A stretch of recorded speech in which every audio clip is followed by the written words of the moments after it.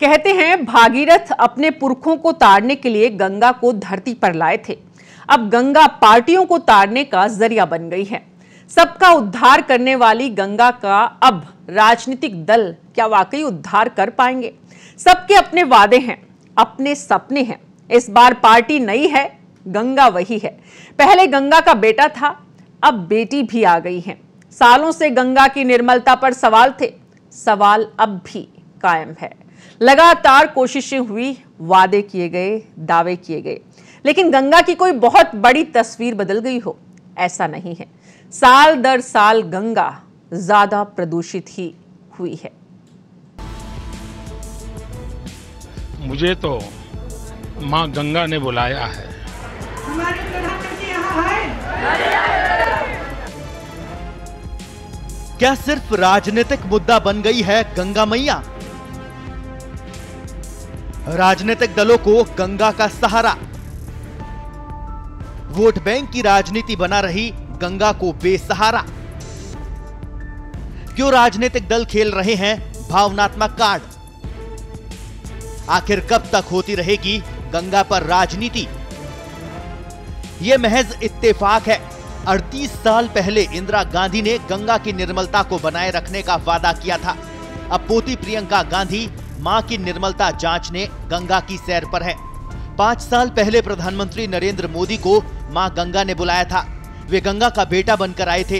अब प्रियंका को गंगा ने बुलाया है, वे गंगा की बेटी बनकर आई है। उन्हें गंगा का सहारा है। मोदी को भी गंगा का सहारा था। सब गंगा के सहारे, लेकिन गंगा किसके सहारे जिंदा रहे किसी को नहीं पता। वो बह रही है निरंतर। हाँ, उनकी कलकलाहट कहीं कम हुई है, कहीं मध्यम पड़ी है। जनवरी 1981 में बीएचयू के वैज्ञानिक प्रोफेसर बीडी त्रिपाठी ने तत्कालीन प्रधानमंत्री इंदिरा गांधी के समक्ष गंगा के प्रदूषण का मामला उठाया था। मौका था नेशनल साइंस कांग्रेस का। इंदिरा गांधी ने उस वक्त गंगा प्रदूषण दूर करने का आश्वासन दिया। ये पहला सरकारी वादा था। इंदिरा की मौत के बाद राजीव गांधी प्रधानमंत्री बने। 14 जून 1986 को उन्होंने गंगा को प्रदूषण मुक्त करने की दिशा में पहला सरकारी ऐलान किया। वाराणसी में गंगा एक्शन प्लान की घोषणा हुई। 1989 के आम चुनाव में पहली बार गंगा प्रदूषण राजनीतिक पार्टियों का मुद्दा बना। हर जगह चर्चाएं शुरू हुई। 1993 से लेकर 1994 तक गंगा एक्शन प्लान के द्वितीय चरण की योजनाएं लॉन्च की गई। गंगा की अस्मिता पर सवाल दर सवाल से परेशान तत्कालीन प्रधानमंत्री मनमोहन सिंह ने 4 नवंबर 2008 को गंगा को राष्ट्रीय नदी का दर्जा दिया। फिर लोग चुप नहीं हुए। ज्योतिष और द्वारिका शारदा पीठ के शंकराचार्य स्वामी स्वरूपानंद सरस्वती ने गंगा पर बड़ा आंदोलन खड़ा किया। इसके बाद 20 फरवरी 2009 को यूपीए सरकार ने national Ganga river basin authority का गठन किया गया।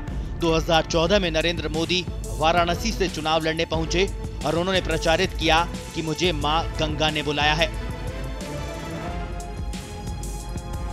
पहले मैं सोच रहा था कि भारतीय जनता पार्टी ने मुझे यहां भेजा है।